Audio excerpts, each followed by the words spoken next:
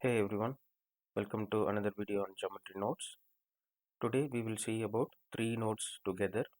Those are image node, integer node and material node. The reason to club these three together is the significance is less and we don't have a big use case to cover it in a separate video. I release new videos on a weekly basis. Please subscribe to my channel so that you will be notified when I upload a new one. This is Jay from CJ Academy. Let's start. Okay. So today we are going to see about add input constant and then image node as a first. So you can see image node means it takes an image and process it further.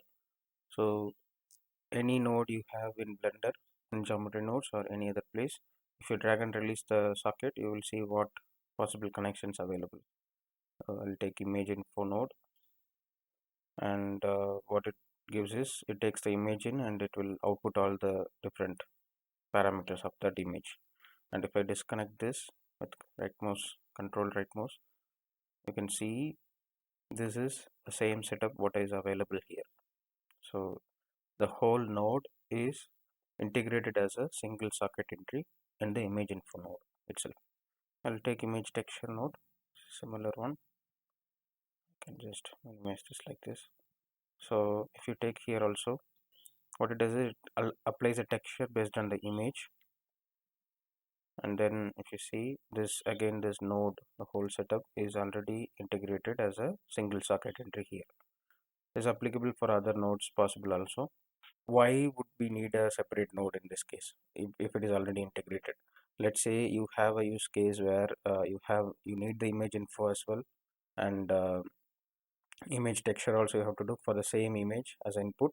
Then you can control both at the same point. And let's say you want to change it back, so you can change it at one place, it will be reflecting in all the places.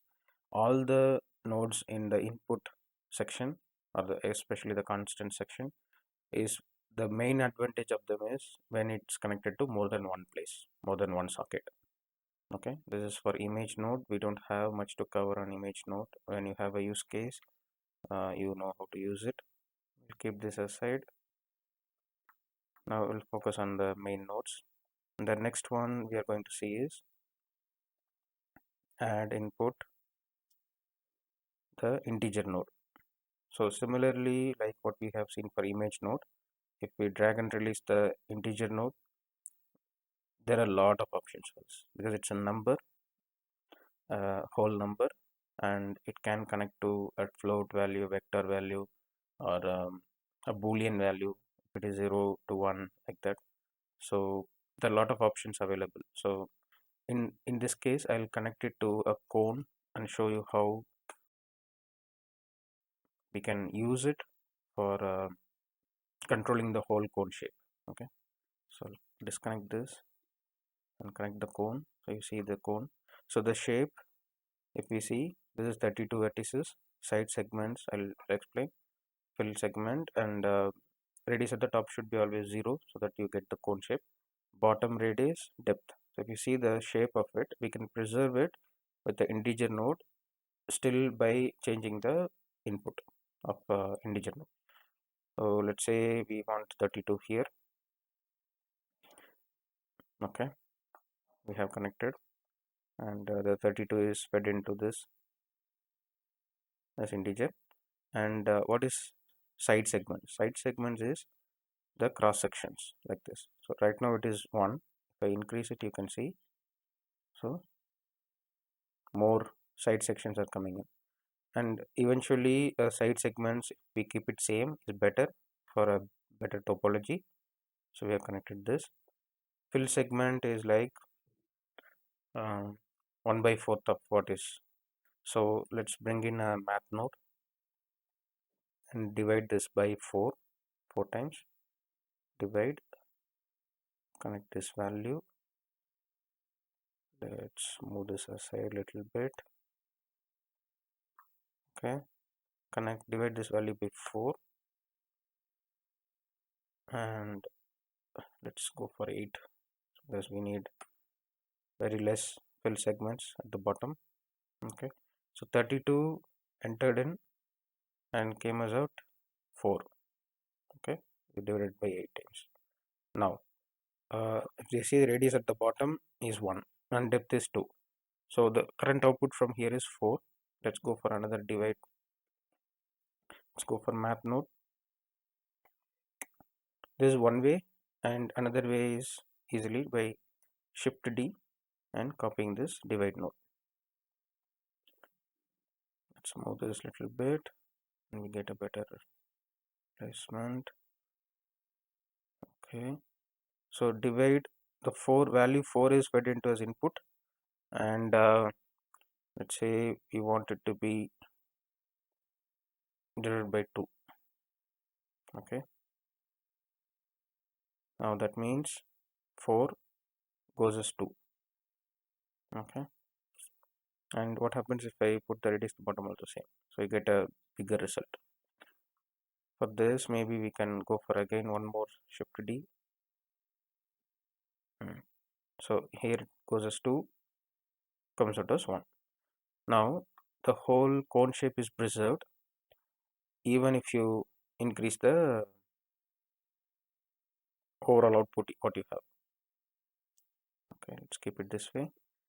So if you see, 32 is fed directly into these two sockets, and they again divided by 8 and fed into here, further divided by 2 here, and then further divided by 2 here. So by changing just one value, see, the overall size, overall shape of the cone is preserved even if you increase the value, because the whole setup is connected to a single integer node with different calculations to preserve the overall shape of the cone. So the cone shape is preserved, but the whole the subdivisions and all the elements are increased in a parametric way, let's say. Okay, everything is connected. So if we go for 128, still the overall shape is preserved, you get more entries in it, more vertices. Okay, this is about integer node. The integer node or any of the input node, as I mentioned earlier, is useful only if you connect to more than one place, so that you can control all of it. Now let's come back to the last one. The last node for today we're going to see is the material node. Okay, material node again doesn't connect here, it's need a material input. Let's see what can connect to material selection. Okay, and if I cut this, you can see it's similar situation like image node, where the whole node setup of material is integrated into the places where it is needed. If we go for one more, like set material node, this is often used, also same situation.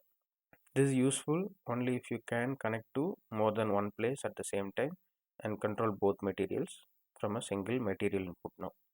Otherwise, this is also doesn't make any sense.